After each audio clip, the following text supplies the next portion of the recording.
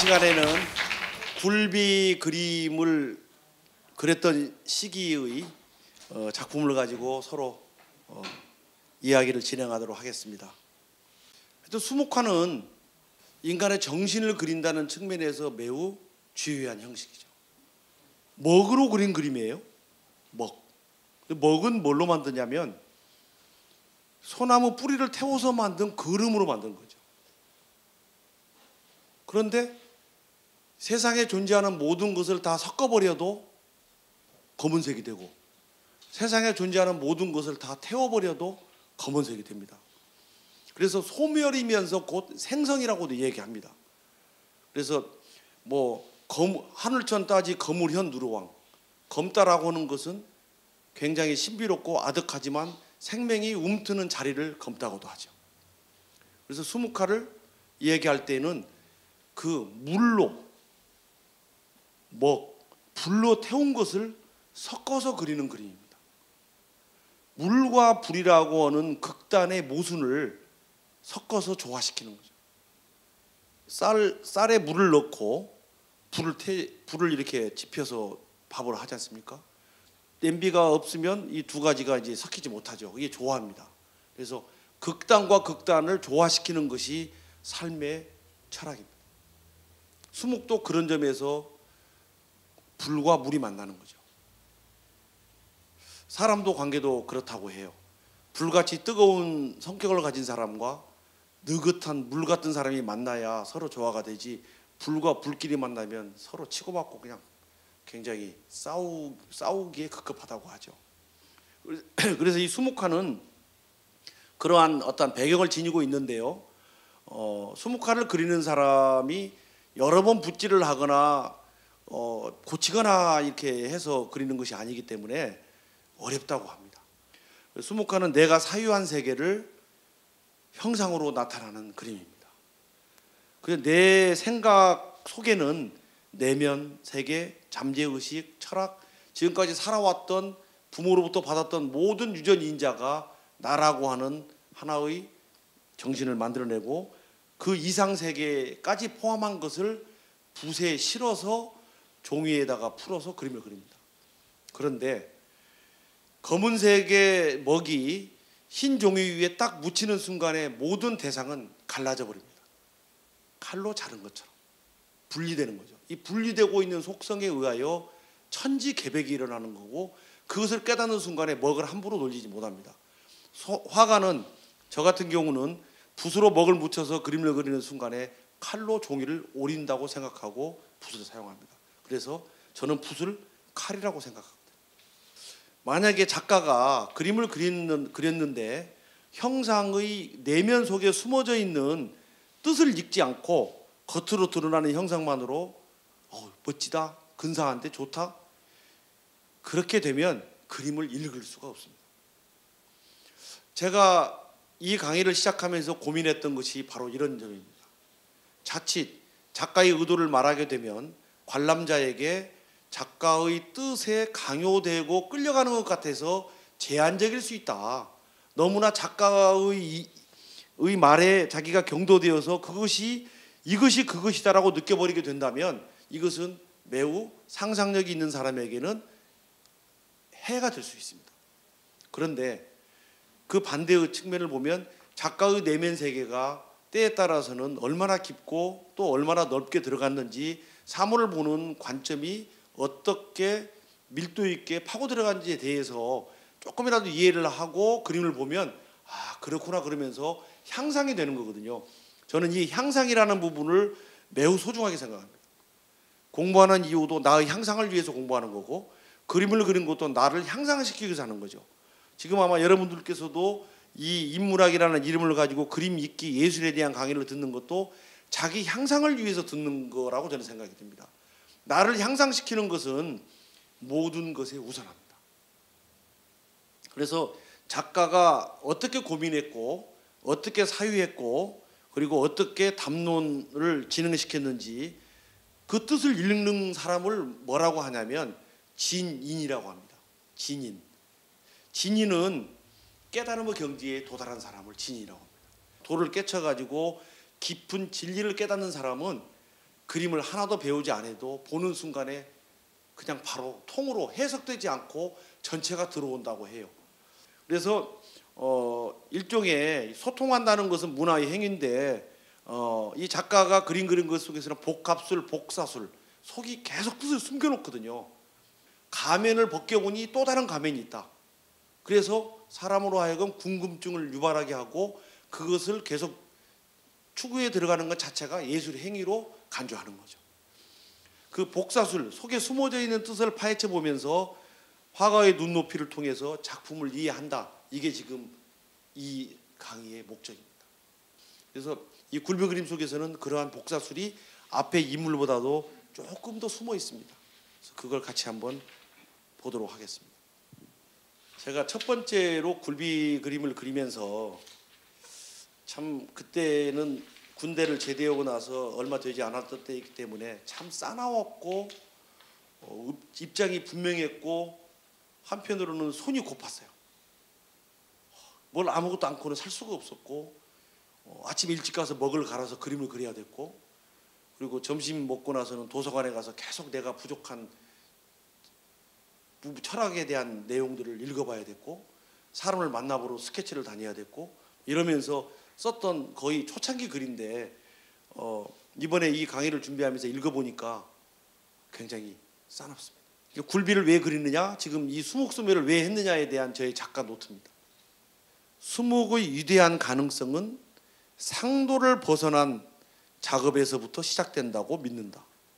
또 상식을 넘는 것, 여기에 깊은 수목의 진실이 있다고도 믿는다. 지금 생각하니까 상당히 건방진 이야기 같았어요. 그 다음에 밑에 쯤 보면은요, 수목소묘는 사실 새로운 조형 탐구에 대한 해방감을 막기 위한 작업의 일환으로 이런 방식을 택해 대상과 좀 더 밀착해 가면서 새로운 돌파구를 모색하고자 하는 바람에서 시작되었다. 제가 어떤 일을 왜 했는가에 대해서 밝혀야 되는 부분이 있었어요. 그리고 끝부분에 결론을 지으면서 즐겁고 아름다움이 없는 대신 힘이 있고 충격이 있는 그림, 그러면서도 인간의 고뇌가 스며있는 그림이 되어지기를 원하며 전시에 굴비 그림을 내놓으면서 이렇게 작가 노트를 썼습니다. 이 당시 작품 제목이 대부분 악입니다. 악. 전등 불빛 속에서 없던 것이 드러나고 진실이 드러나고 악을 팍팍 쓰고 있는 이 굴비입니다. 제가 이 그림을 그릴 때 작가 노트를 조금 이용을 하는 것이 더 직접적으로 아까보다는 훨씬 더 자유스럽게 쓴 글이 있습니다. 현실과 사회 문제를 내가 온몸으로 끌어안겠다. 그러나 앞으로 내가 가야 할 길은 험난하고 긴 터널일 수 있다. 새로운 모험, 도전, 희망, 생명에 대한 기대, 나는 그것을 저버릴 수 없다. 특히 민초들의 살아있는 목소리를 내 붓끝에 가둔다. 그것이 나의 임무다. 세상에 대한 고마움과 헌신, 연민이 없다면 삶에 대한 존재 의미도 없다. 내가 있어야 될 이유다. 이렇게 이제 생각을 했습니다. 저는 실천에 대해서 매우 중요하다고 생각합니다. 조선시대에 그러한 담론이 약간 허구이거나 또는 담론에, 그러니까 지금 청나라에서 오랑캐가 쳐들어왔어요. 그러면 이 조선을 지키기 위하여 오랑캐를 어떻게 무찌를 것인가 아니면 항복해서 빨리 속국이 될 것인가 뭐 둘 중에 하나를 선택해야 되는데 오랑캐가 본성이 있는가 없는가를 논의하고 무엇이 어떻고 계속 이런 담론만을 하다가 결국은 당해버리거든요. 지금 현대도 마찬가지. 이 훈구파하고 이제 새로 혁신해야 되는 파하고 아니면 기존의 보수주의 파하고 끊임없이 계속 논쟁만 일삼고 있는 것이 오늘의 지금의 모습하고 비슷합니다. 그것이 우리의 삶과 도대체 어떤 연관이 있고 백성들이 편안하게 사는 것과 무슨 연관이 있길래 그래야 되는지를 생각해 보면요, 지금 사람이 상당히 가파르고 막 그 피가 솟구치는 느낌이 들기도 해요. 그래서 이 시골의 유학자들의 삶은 철저하게 실천하는 삶을 통하여 좀 더 바른 사회, 백성들이 잘 살고 행복해지는 사회를 지향하는 것이지 성리학자가 말하고 있는 그런 주자가 주장하고 있는 삶과는 좀 다릅니다. 그래서 지방에는 그래도 아직까지 생명이 살아있다는 거죠. 그래서 실천하는 생명의 차원에 대한 변화를 이렇게 했고요. 그래서 악이라는 주제로 그림을 그렸지만 사람이라는 것은 반대 의견에 부딪혀 봐야 사람이 단련이 되지, 반대 의견에 부딪히지 않으면 어느 날 갑자기 그 사람이 성숙되지 못합니다. 그래서 반드시 중간에 반대파가 딱 나와야 되죠. 그때 그렇게 반대 의견이 있고 부딪히고 생명에 대한 헌신 이런 것들이 있어서 잠깐 대한민국은 시간이 조금 멈춘 시대가 있었습니다. 80년대. 그래서 불빛 속에서 드러나고 있는 악을 팍팍 쓰고 있는데 이 악을 쓰고 있는 이 굴비의 입속에서는 속에 있는 창자까지도 막 튀어나옵니다. 그리고 불이 비쳤는데 살포시 불이 비쳐 있는데 실루엣만 드러나면서도 전부 다 눈, 입들이 그리고 줄줄이 끼어 있는 것들이 이제 하나의 사슬처럼 보이기도 하고 악을 쓰는 것처럼 보이기도 하죠. 부분을 좀 보겠습니다. 불빛이 비쳤는데 뭐 적당히 지우기도 하고 그렇습니다. 굴비들이 실루엣에 드러나기도 하고요. 홍은 다굴법으로 이거 그리기도 하고 주변에 있는 것들은 암묵적인 어떤 이 생략으로 처리하기도 하고 이렇게 어두운 것과 밝은 것에 대한 걸 마치 아파트를 직선과 곡선으로 그린 것이 아니라 직선과 직선에 의해서 그림을 그렸다면 이제는 그 그림을 그리는 기법을 가지고 곡선으로 바뀌는 시도를 한번 해본 거죠. 근데 이것조차도 아파트 굉장히 좋다고 하는 사람이 많아요. 지금도 이 그림을 보고 야 진짜 지금 그림보다 좋다고 말하는 사람도 있습니다. 그런데 그것은 이제 앞으로 조금 더 이 얘기를 진행하면서 비어있는 것이 얼마나 숭고한지에 대해서 가치를 모르면 아까 좀 전에 얘기했던 수목화에 대한 사유세계를 이해하지 못하면 꽉 차 있는 것, 복잡한 것, 장식이 요란한 것, 소리만 시끄러운 것에 대해서 최고라고 생각합니다. 낮추고 낮은 목소리가 얼마나 위대한지를 알려면 나이가 조금 먹어야 되죠. 그리고 연륜이 좀 있어야 되고 반대 의견에 부딪혀서 조금씩 날개가 꺾여봐야 되고 그러면 성숙해지는 거 아니겠습니까? 저는 이 그림이 아파트의 짝퉁이라고 저는 생각을 합니다. 그래서 과감하게 버려버리는 그림을 그립니다. 오직 붓으로만 그림을 그려보자. 숨김없이 따복따복 순진하게 정직하게 그려보자.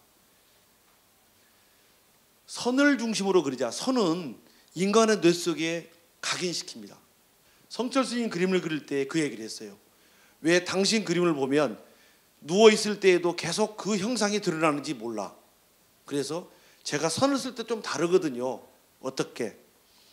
철사를 가지고 제 가슴에 선을 긋습니다. 그러면 철사로 선을 그었을 때 지나가는 자국마다 빨갛게 피가 톡톡 솟습니다. 부풀어 오르죠. 그러다 하루가 지나면 다시 잠잡니다. 그렇게 살아있는 내 피부에 나 있는 선처럼 종이에 선을 긋습니다. 이 속에 있는 생명을 나는 건드리죠. 그래서 선은 어느 누가 쓰더라도 사람의 머릿속에서 오랫동안 각인된다라고 하는 선의 속성이 있습니다. 그래서 선으로 그려져 있는 그림들은 오랫동안 남아요. 면으로 그린 그림은 잘 잊어버립니다. 그 당시 이 그림을 그렸을 때 제가 메모를 보면 군사 독재 시절 말만 잘못해도 연행되고 저희 대학 교정에서는 3명만 모여도 상주하고 있는 직원들에 의하여 보고가 되고 계속 감시당했습니다. 그리고 시위 현장에서 보면 끊임없이 학생들은 잡혀갔고 줄줄이 끈으로 묶여갔습니다. 짐승 잡듯 무자비하게 폭력을 행사했습니다. 그 지긋지긋한 백골단에 대한 기억은 지금도 생생합니다. 제가 운동권이거나 그런 것에 대해서 상당히 많은 관심을 가지고 있는 사람이 아닌 평범한 사람의 눈으로 봤을 때 그렇습니다. 일단 이 자동차를 타고 속에서 외치게 되면 백골단이 제일 먼저 하고 있는 것은 방망이로 유리창을 때려버립니다. 그리고 그 유리창 속에다가 최루탄을 던져버립니다. 어떻게 되겠어요? 아비규환이 되죠. 그런 세월을 우리는 시간이 멈춘 세월을 살았었죠. 그대로 손에 잡혀가면서도 비굴하지 않았던 사람이 있고, 그래서 입이 찢어지도록 민주화를 외쳤던 젊은이들이 있습니다. 그런 정신을 저는 한계가 있지만 굴비를 통하여 표현하고 싶었던 것이었어요. 제 스스로가 갖고 있는 직접 나서지 못하는 소극적인 부분도 있고, 그래서 지금까지 그 당시 제 주변에서 민주화를 외치다가 어려운 일을 당하고 굉장히 허물어져 가는 사람들에게 일종의 부채의식이 저는 강하게 있습니다. 이 그림은 앞에서 본 것도 비슷하게 줄줄이 꿰어 있지만, 비록 사회의 제도 속에서 이렇게 엮어져 있지만 그 엮어져 있는 것이 결국 사람 인간성이나 사람의 정신까지 죽이지 못한다. 그리고 악을 팍팍 쓰면서 살아가고 있는 사람들의 그 숭고한 살아있는 정신을 이제 드러내보겠다 하는 생각을 가지고 은유로서 빌려온 것이 굴비였고 물고기였습니다. 그런데 지금 보면 적극적으로 더 그랬으면 좋을 텐데 왜 그때는 그렇게 내가 소극적이었을까라는 그 약간의 자괴감도 있지만, 또 한편으로 생각하면 미술이 적극적인 직접 화법도 있겠지만 간접 화법으로서 드러내는 것이 훨씬 더 힘이 있을 수도 있다, 이런 생각도 또 해보기도 합니다. 그러니까 그림을 초창기에 선으로 그린 사람의 특징은 자세히 다 묘사하고 드러낼 텐데 앞에 아파트라고 하는 것이 있어서 생략과 여운을 일단 조금 배워서 그러는지 적당하게 비우고 생략하고 그러면서 드러낼 것만 드러내고 쭉 처져 있는 꼬리가 마치 맥이 빠져 있는 끌려가는 사람인 것 같은 느낌, 이런 것들이 대상과 내가 거리가 지워지면서 마치 사회 현상처럼 보여졌던 시대의 그림입니다. 부분을 보면 어느 부분은 자세히 묘사도 한번 해보려고 했고, 어느 부분은 선으로 뭐 비늘 같은 걸 그리지 아니하고 툭툭 치면서 매우 활달하게 그대로 표현을 하면 종이를 깔아놓고 세워놓고 누가 볼 때 정말 맨몸에 장독갈 차고 노는 놈 같았어요. 그러니까 붓을 가지고 이리 휘둘르고 저리 휘둘리면서 마치 춤을 추는 것처럼 그림을 그렸던 시대입니다. 근데 그때는 그림이 참 잘 됐어요. 신이 났고 그 사람들은 정신을 그리려고 생각하니까 부끄러울 것도 없고 잘못된 것도 내 그림이다라고 생각해서 드러내놓고 다 내가 공개하겠다고 마음을 먹어버리니, 그렇게 뭐 이런 데 보면요, 선을 그었는데 지푸레기 선을 그었는데 이게 지금 잘못 그은 거거든요. 그런데 뭐 잘못 그은 것이 잘못 그은 것처럼 안 보이면 작품이 된다고 생각했을 때예요. 그렇게 그런 것들이 많이 있습니다. 단순하고 분명하게 강력한 의지를 그리려고 했었고, 그다음에 아주 짙은 먹으로 강한 것을 드러내기 위해서는 박박 그으면서 볼펜 긋는 것처럼 그어버리고, 그 다음 그림을 보면서 또 보죠. 요 그림 두 가지가 이제 그려집니다. 이것은 훨씬 더 이제 강하고, 이거 그릴 때는 더 춤을 추고 붓이 아니라 지푸레기까지 또는 내가 신고 있는 양말 또는 메리아스까지 모든 게 붓으로 다 쓸 수 있다고 생각해서 머리에다도 때에 따라서는 이 먹을 묻혀가면서 박치기도 해보면서 그랬던 시기입니다. 온몸으로 그림을 그려보자. 그래서 내 스스로가 저항하고 발악하고 참여하고 있는 사람처럼 되어서 굴비가 곧 사람의 형상으로 드러내도록 그려보자고 해서 제 개인적으로는 굴비 그림 중에서는 이 그림이 가장 격렬하게 당시를 드러낸 그림이라고 저는 생각을 합니다. 굴비처럼 말라가는 것, 목이 타들어가는 것, 그 처지인 사람 심정을 혹시 한번 생각해 본 적이 있을까? 저는 그런 생각도 해볼까요? 그런다 굴비는 마를수록 짭짤해서 맛이 있는 거잖아요. 마를수록 맛이 나듯이 그 사람들이 싸우면서 사회를 변화시키려고 하는 그 정신은 보이는 듯 보이지 않는 듯 했어요. 드러나도 싹 없어졌으니까 했지만 이 시대에 80년대의 진정한 생명, 희망이었다고 저는 생각을 합니다. 그래서 이들에게 부채의식을 감다는 생각을 가지고 더 열심히 그림을 그려보려고 했습니다. 이렇게 그림을 그려놓으니까 우리 어머니께서 하시는 말씀이, 야, 그냥 난장을 칠했구나. 그러다가 이렇게 난장을 칠해놨으니 안 칠했으면 소지라도 쓰고 뭐 제사상에 올릴 때 뭐라고 쓰기라도 할 텐데 네가 이렇게 완전히 낙설해놨으니 이 종이 다 버려버렸다. 사실은 이 종이가 굉장히 좋은 종입니다. 그림이 좀 세죠? 셉니다. 먹하고 선하고 이런 선과 먹이 조화를 이루고 새카만 먹이 내려오고 눈도 그렇고 이 이는 이빨은 뭔가 붉은색이 날카롭게 드러나 있습니다. 이 입 속에서는 하여튼 뭐가 튀어나와서 발악을 해도 이렇게 발악을 싸납게 할 수 없을 정도로, 그런데 매우 현대적으로 보이도록 그리고 싶은 것만을 이제 그렸던 그림인데요. 이 색은 어떻습니까? 여기 사용한 색이 뭔가 굴비처럼 잘 익은 것처럼 예쁘지 않습니까? 여기서 색깔 이야기를 조금 드려볼까 해서요. 대부분 우리는 국적 있는 그림, 한국적인 요소를 주장하면서도 우리나라에서 만든 물감으로 그림을 그린 작가는 거의 없습니다. 일본에서 일본인의 감성에 맞는 명도 채도를 맞춘 물감을 사다가 이쪽에서 그림을 그리죠. 그러면서도 끊임없이 한국적을 부르짖습니다. 대한민국의 현실입니다. 부끄럽죠? 그러나 거슬러 올라가 보면 조선이라는 땅에는 나름대로 선험적인 길을 갈았던 위대한 화가들이 있습니다. 단원이 그렇고 겸재가 그렇습니다. 그 사람들이 썼던 물감을 자세히 파고 들어가 보면 답이 나오는데, 제가 썼던 이 물감은 의외로 그분들이 썼던 물감을 재현한 겁니다. 이 색깔을.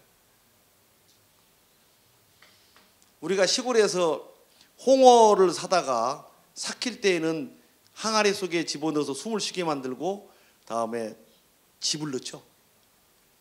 그 지푸레기를 이 초가지뭉을 갈 때 짚을 이제 다 벗겨내고 주염자리에다가 쌓아놓게 되면 여름 장마철이 지나게 되면 그게 푹푹 썩습니다.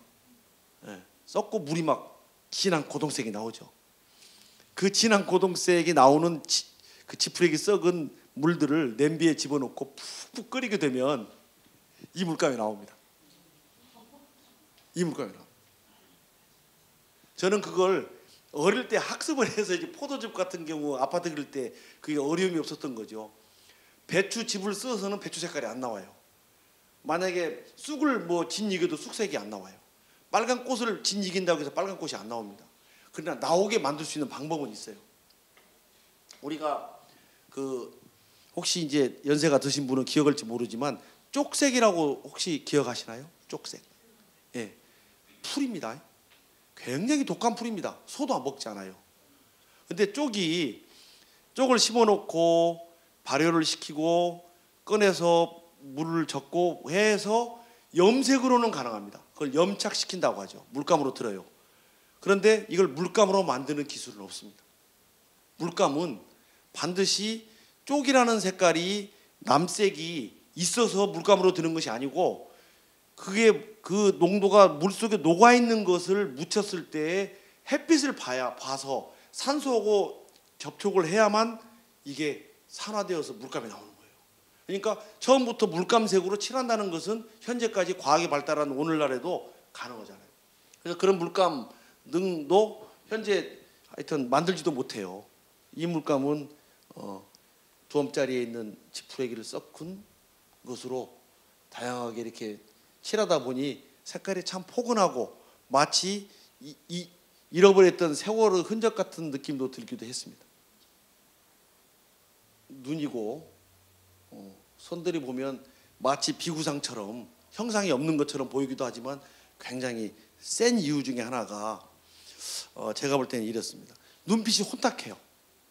이건 뭐 굴비라는 생각이 들지 않고 처음에 살아있는 물고기를 그리겠다고 생각해서 그런 건데, 사는 게 중요한 게 아니라 오래까지 살아가는 자가 독한 사람이라고 하는 말이 있는 것처럼 끝까지 견디고 견디면서 마지막까지 시대를 증언하는 사람이 있었죠, 우리가. 그래서 뭐가고 선하고 어떻게 좋아할 것인가, 어떻게 침묵의 힘을 이 그림에서 드러낼 것인가 무겁게 눌러버리자. 다음에 어둠 속 물 밑바닥에서 아주 침잠된 괴물 같은 물고기의 형상을 통하여 결이 살아있는 순간의, 그리고 고통까지도 싸워야 할 때는 싸우는 사람의 모습을 아마 생각한다면 이럴 것이다. 그래서 싸납게 그렸던 그림입니다. 이 그림을 그리고 전시를 마칠 때 이제 유홍준 선생이 카탈로그에 써놓은 글을 조금 소개하면, 그의 인물 스케치는 다른 작가들과는 아주 다른 중요한 일면을 갖고 있다. 그것은 이른바 수묵소멸하고 하는 것이다. 대생하는 식으로 연필이나 목탄으로 밑그림을 뜬 다음 모필로 그리는 것이 아니라 직접 수묵으로 스케치하는 방식이다. 일찍이 중국의 현대 인물화가들이 시도했던 이 방식은 수묵화의 운필이 갖고 있는 활달한 맛과 외형이 아니라 내면적인 실상을 그려내는데 더없이 유효한 것으로 인정받은 것이다. 그것은 서양화에서 리얼리티의 획득과 동양화의 기운생동이나 사의라는 미적 가치가 탁월하게 만나는 우리 시대 수묵화의 중요한 방식인 것이다. 동양화에서 핵심의 기운생동입니다. 살아있는 것처럼 팔딱팔딱 뛰는 것처럼 느껴지는 거고, 그것이 그것인 것처럼 느끼게 하는 것이 매우 중요한 거거든요. 기운생동하게 느끼게 한다면 수묵화에서는 성공할 수 있다라고, 저는 성공할 수 있다는 것이 많은 사람으로 하여금 공감과 공유를 같이 할 수 있겠다, 이런 생각이 들었던 거죠. 그래서 제가 선택한 것은 정확한 대생을 통하여 사물을 그리되 안 닮아도 된다, 이런 것은 말이 안 되는 거예요. 제가 볼 때는 정확하게 그림을 그리되 거기에 남고 있는 대상의 정신성만큼은 동양적인 방식으로 접근해서 지금 시대에 소통될 수 있다면 좋다. 그래서 그랬던 그림인데, 이상하게 운이 좋았는지 아파트로부터 얻었던 명성보다도 더 많은 명성과 사람들로부터 사랑을 받았던 초창기 출발이 그랬습니다. 저는 지금까지 살면서도 참 복도 많다는 이런 생각이 들기도 합니다. 바로 이 방식의 유효성 덕으로 그가 그린 마스크를 한 아이나 어떤 아주머니는 우리가 전에는 느끼지 못했던 강렬한 감동적 실체감을 지니고 있다. 인물의 대생은 서양화식으로 정확하지만 조금도 서양화의 묘법을 따르지 않았고, 필선의 적절한 강조와 약화에 의하여 쉽게 말하면 실감나게 묘사하고 있다. 실감나게 묘사한다는 것은 어렵지 않습니다. 들숨과 날숨대로만 하면 돼요. 원래 참선이라는 것은 지극하게 고요한 상태에서 생각에 집중하는 것이 참선이거든요. 그것을 화두가 생긴 것은 나중에 이야기죠. 이 숨만 잘 쉬고 내쉬어도 인간의 뇌는 극점에서 가장 고요한 상태를 경험합니다. 사실은 쉽지 않아요. 가만히 조용히 앉아서 숨을 내쉬고 들이쉬는 것을 하나, 둘, 셋씩 세고 10까지 세고 다시 하나, 둘, 10 세는 것을 3시간만 하면 고요 적조한 명상의 상태에서 인간의 뇌가 가장 활발하게 운동한다고 합니다. 그래서 어릴 때 서당에서 교육받을 때 꼭 그러한 교육 훈련을 시킵니다. 공부하기 전에, 공부하고 중간쯤마다 뇌를 어떻게 정갈하게 비워서 흔들어 버리느냐, 새로운 걸 들어가야지, 그러면서 이제 교육을 받는데, 그게 강약의 문제가, 만약에 대상이 힘을 주어지면 강이 되고 힘을 빠지는 약이 있어야 되지, 전부 강하기만 하면 그림에 볼 여유도 맛도 아무것도 없어져 버리는 거죠. 그래서 강약에 대한 문제가 특히 선을 나타내는 데서 매우 중요합니다. 그리고 보면 김호석은 추상적 표현에서 풍경과 정물과 인물 모두에 걸쳐 그의 관심을 표명한 셈이 된다. 이와 같은 폭넓은 소재의 선택, 그러면서도 그것을 자기의 양식으로 만들어내는 재주, 그것은 화가가 지닐 최소한의 기본을 확보했다는 뜻이 된다. 이렇게 평을 이제 전시를 하면서 받았습니다. 근데 유홍균 선생이 이상하게 저에 대한 내용을 참 많이 쓰셨어요. 그 당시 80년대. 그리고 최근까지 쓴 글을 보면 근 책이 한 권 정도 될 정도로 작가론까지 포함해서 많은 양이 됩니다. 지나친 사랑과 그분의 보살핌, 애정이 있다고 저는 생각해서 감사하게 생각하는 부분이 있습니다.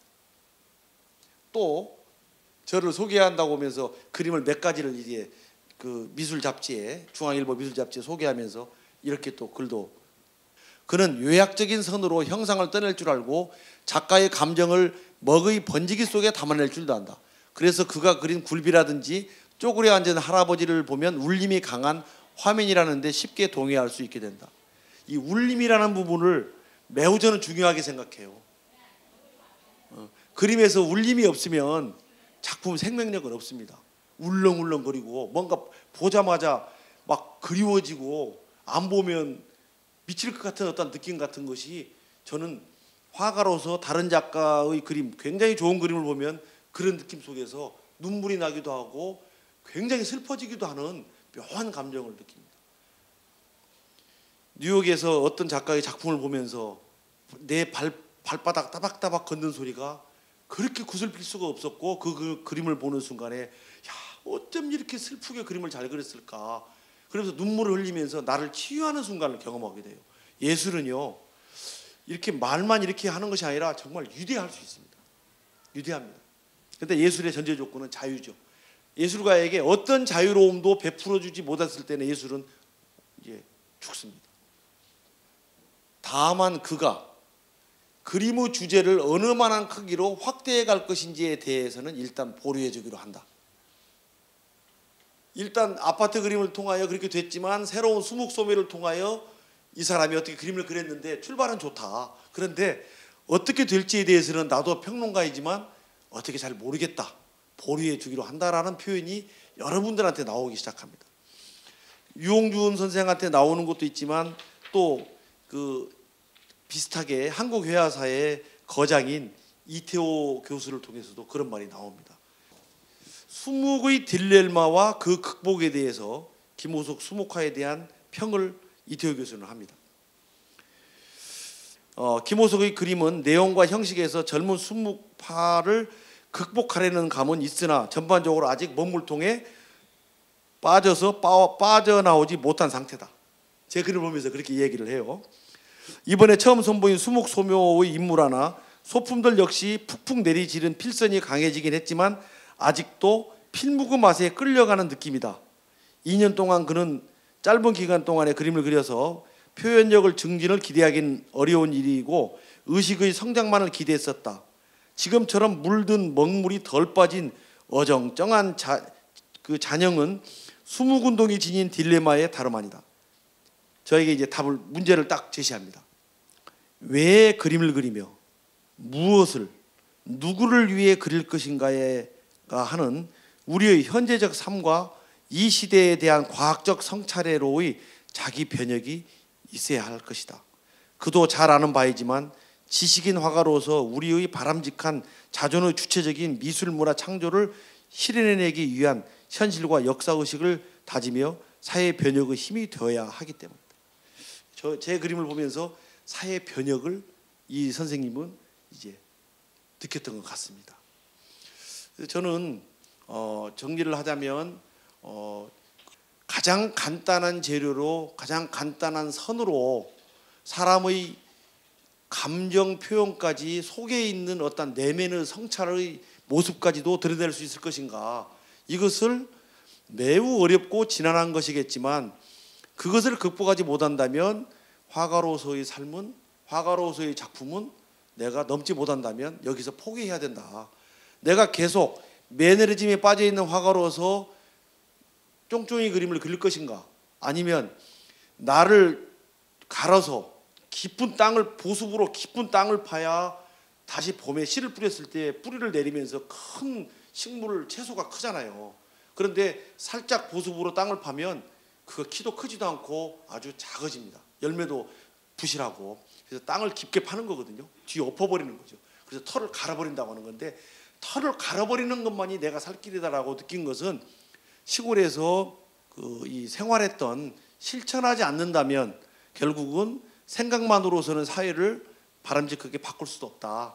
그리고 네가 있는 이유는 너와 같이 살아가는 사람들에 대한 따뜻한 배려와 상대방을 나보다도 더 유해해 준다라고 하는, 그래서 자기 객관화가 무엇보다도 중요하다라고 하는 그 시골 유학자의 가르침 때문에 제가 이렇게 더 새로운 길을 걸을 수 있겠구나라는 느낌을 받았고요. 그래서 기존에 있었던 것을 쉽게 파괴하고 사용하지 않고 새로운 길에 접어들 수 있었던 것은 지금 생각해 보면 제가 볼 땐 참 잘 선택한 것이었다라고 저는 생각을 합니다. 그리고 그것이 인물에 그치지 아니하고 바로 굴비로 옮겨가면서 그 사회 변혁을 꿈꾸고 통일을 부르짖었던 그 젊은 피 끓는 학생들의 모습과 그들의 정신과 같이 살아가는 사람들, 바닥에서 그 어렵게 살아가는 민중들에 대한 목소리, 김밥을 파는 할머니의 눈빛, 몸짓을 통하여서 살 수밖에 없고 살아가야 되고 우리가 빚을 지고 살 수 없다. 조선이 잘못되고 지켜지고 어떻든 간에 지금까지 이 땅의 역사는 그렇게 민중들이거나 지식인들이거나 어떤 사람에 의해서 나라를 생각한 불꽃에 의해서 지켜졌는데 그분들에 대한 보훈의 의미로서도 열심히 살아야 되겠다. 나는 어떻게 그림을 그려서 사회 변혁을 꿈꿔보자. 내 그림이 사회 변혁에 보탬이 된다면 나는 참 행복하겠다. 이런 생각을 하고 그림을 그렸었습니다. 전체적으로 다시 정리를 하면 대상의 본질은 어디에 있는가? 이게 파악하는 게 화가로서 제일 급선무였습니다. 다음에 선을 통하여 운동을 그리고 선을 통하여 정지를 그리고 선을 통하여 인간의 섬세한 느낌을 어떻게 잡아낼 것인가. 그것은 급한 사람을 그릴 때는 선을 급하게, 느긋한 사람을 그릴 때는 느긋하게, 막 몸이 힘이 없어서 배를 골아가지고 벌벌 떨고 있는 사람을 보았을 때는 눈빛 속에서는 어떤 것도 살기 위하여 먹는 눈짓, 그냥 독수리가 먹이를 채가는 것 같은 눈빛과 그 다음에 배가 고프면 몸이 떠니까 몸이 발발 떨고 있는 모습, 그런 모습들을 선을 통하여 어떻게 그릴 것인가. 이 동양화와 서양화에 크게 나눠지는 궁극적인 변별점은 선입니다. 선에 생명이 있다는 거죠. 이 선에 대한 연구는 다음 시간부터 계속 보일 때 제가 어떻게 이제 변화되어 가는가를 보여드리면서 설명을 더 드릴까 합니다. 다음에 동양화는 한국화 용어가 지금 제가 조금 약간 왔다 갔다 하긴 하는데요. 그냥 동양화는 서울대학은 동양화, 홍익대학도 동양화, 이화대학도 동양학과라고 하고 이제 중앙대학이나 이런 데는 한국학과라고 해서 아직까지 이름에 대한 통일이 없습니다. 이 한국화는, 수묵화는 특히 평면성이 핵심입니다. 입체적인 그림이 아니에요. 입체적으로 잘 보이게 그리는 그림은 서양화죠. 즉 반드시 입체적으로 보이려면 빛이 있어야 되고요. 빛에 의해서 비추게 되면 명암이 있게 되고, 다음에 3차원적으로 되고, 그것을 양감이라고 표현하고, 입체감이 마치 조형성이 있다고 해서 조형적이라고 표현합니다. 조형적이라는 표현은 입체적으로 보인다는 거죠, 평면에서. 그런데 수묵화는 이게 아닙니다. 거꾸로 갑니다. 명암도 필요가 없고 오직 선을 통하여 그 사람의 입체성까지도 드러내는 거죠. 그래서 동양화를 처음 그림 배울 때 명암을 그리거나 이러지 않습니다. 햇빛에 의해서 변화되지 않는 거죠. 본질은 그 자체에 있는 거예요. 새가 심리 밖에 있다고 해서 새의 날개가 없는 게 아니에요. 새의 부리가 안 보일 뿐이지 없는 게 아니라. 그래서 동양화는 멀리에 있는 새도 멀리 보이게 하기 위해서 방법을 쓸 뿐이지 새의 부리나 다리의 이 칼퀴를 그리지 않는 사람이 없습니다. 다 그립니다. 그 장치로서 크기를 조절하거나 먹을 조절하거나 해서 희미하게 보여서 거리감을 드러내고 공기 원근법으로 그릴 뿐이지 대상에 대한 본질은 생략하는 법이 거의 없습니다. 그래서 평면성이라는 부분이 선이 가지고 있는 특징인데, 아무리 인간의 그 사진을 그대로 갖다 놓고 복사를 해서 외곽선을 그림을 그려도 사람이 똑같이 담느냐? 천만의 말씀입니다. 전혀 다른 사람입니다. 심지어는 우리는 인간은 왼쪽과 오른쪽의 면이 얼굴이 다르잖아요.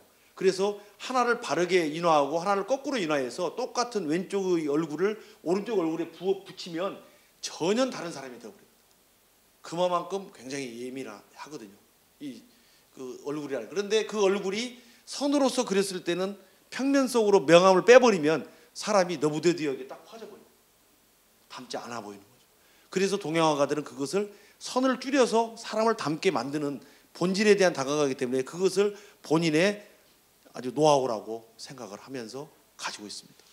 다음에 네 번째는 정신의 가치를 드러내는 거죠. 수목화는 정신의 가치를 그리지 않고 물질만 그리게 된다면 그것은 아무 의미가 없습니다. 물질만 그려서 그 속에 정신이 들어간다면 모르겠습니다만 이 두 가지가 문질이 빈빈하다는 저번 시간에 말을 드린 것처럼 매우 중요한데, 특히 수목화에서는 장식 그림이 아니고 인간에 대한 성찰의 그림이고 명상의 수준이기 때문에 가치를 매우 중시 여기는 그림입니다. 그래서 정신을 그린다라는 의미에서 의경이라고도 얘기하고, 동양화에서 잘 그린 그림을 뜻을 얻었다라고 표현하는 것이 바로 정신성 때문에 그렇습니다. 그래서 화가는 끊임없이 공부해야 되고 인문적 가치와, 그리고 그것이 공리공론에 그치지 않고 삶 속에서 어떻게 발현될 수 있을 것인가, 어떻게 실천할 수 있을 것인가를 그림을 통하여 보이는 것이지 말로 그림을 그리는 것은 아니거든요. 이 현대에는 개념 미술이 되어서 말이나 과정이 그림이 되기도 하지만 원래 수목화의 정신은 그렇습니다. 이번 시간까지 수목화의 기본적인 선에 대한 이야기를 조금 드렸고요. 그래서 정신에 대한, 본질에 대한 문제를 이렇게 얘기를 나눴습니다. 제가 그림을 그리는 여러 가지 이유 중에 본질 이 네 가지를 다 드러낸 것은 결국은 좋은 붓이 저에게 선물해 주는 것도 있습니다. 그 붓에 대한 이야기를 다음 시간에 함께 진행해 보도록 하겠습니다.